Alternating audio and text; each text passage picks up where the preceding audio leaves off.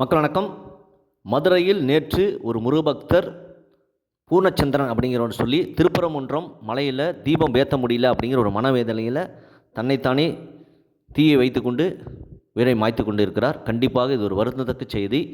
இந்துக்கள் இனி இதுபோல் யாரும் செய்யக்கூடாது என்பதுதான் முக்கியமான செய்தியாக இதில் சொல்லுகிறோம். ஏனென்றால் உயிரை மாய்த்து கொள்வது என்பது திமுகவுக்கு இதனால் அதை கண்டு கொள்ளவே மாட்டார்கள். இஸ்லாமியர்கள் மற்றும் சிறுபான்மையவர்கள் தான் அவர்களுக்கு முக்கியமாக இருக்கும். ஓட்டு வங்கி அரசியல் தான் திமுக எப்பொழுதுமே செய்யும்.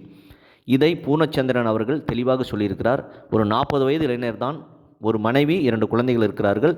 தம்பி, இந்த மாதிரி ஒரு முடிவு எடுத்திருக்கக்கூடாது. இது ஒரு மனதுக்கு வேதனையாக செய்தியாக இருக்கிறது. அவருடைய ஆத்மா கண்டிப்பாக திருப்பரங்குன்றம் முதல் படையான முருகனின் வீட்டில் அவருடைய பாதத்தில் சரணடைந்து 2026 கண்டிப்பாக கார்த்திகை தீபத்தன்று திருப்பரங்குன்றத்தில் தீபத்தோனில் கண்டிப்பாக ஏற்றப்படும் என்பது உறுதி. கண்டிப்பாக உயர்நீதிமன்றம் மற்றும் உச்சநீதிமன்றம் எதுவாக இருந்தாலும் தமிழ்நாடு அரசு எத்தனை முறை முறையிட்டாலும் கூட கண்டிப்பாக இந்துக்களுக்கு உண்மையாக வரலாற்றுப்படி 100 வருடத்துக்கு பிறகு எப்படி செயல்பட்டு கொண்டிருந்தோ தீபம், அதே மாதிரி ஒரு நல்ல தீர்ப்பு வரும் என்பது சந்தேகமில்லை. தம்பி அவருடைய வாக்குமூலத்தில் சொல்லியிருப்பது என்னென்றால் 3-4 விஷயத்தை தெளிவாக சொல்லியிருக்கிறார். என்னென்றால், மதுரையில் தீபம் ஏற்றுவதால் கண்டிப்பாக மதுரைக்கு, திருப்பரங்குன்றத்தில் தீபம் ஏற்றினால் கண்டிப்பாக மதுரைக்கு பெருமை. அதை இந்த அரசு மறுக்கிறது. ஓட்டு வங்கி அரசியல் செய்கிறது. முக்கியமாக எங்கள் வீட்டில் எல்லோரும் திமுக தான், ஒரு இந்துவாக இருந்து தமிழக அரசின் நிலைப்பாட்டை ஏற்க முடியவில்லை என்று அவர் சொல்லியிருக்கிறார். 3வதாக அவர் சொல்லியிருக்கிற முக்கியமான விஷயம் என்றால், இந்தியாவில் உள்ள பெரும்பான்மையான இந்துக்கள் மத விஷயத்தில் ஒன்று சேருவதில்லை, அதனால்தான் இப்படி அரசு செயல்படுகிறது என்று சொல்லியிருக்கிறார். அது மட்டுமல்ல, அவர் திருப்பரங்குன்றம் மலையில் முருகன் கோயிலுக்கு முன்னே இப்படி தீ வைத்துக் கொள்ளலாம் என்று அவர் முடிவு இருந்திருக்கிறது. ஆனால் அது கோயிலுக்கு பெருமை, ஒரு இழிவு வந்துவிடும் என்ற காரணத்தால் கடவுளை இல்லை என்று சொல்லும் ஈவே ராமசாமி உடைய சிலையின் முன்பு வைத்துக்கொண்டு தீக்கிரையாக அவர் சொல்லியிருக்கிறார். கண்டிப்பாக எப்படியா இருந்தாலும் இந்த முடிவு வருந்தத்தக்கது.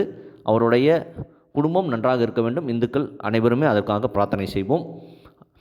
அது மட்டுமல்ல, இனியும் எவருமே இந்த மாதிரி ஒரு முடிவு எடுக்கக்கூடாது. கண்டிப்பாக ஒரு நல்ல தீர்ப்பு தான் வரும்.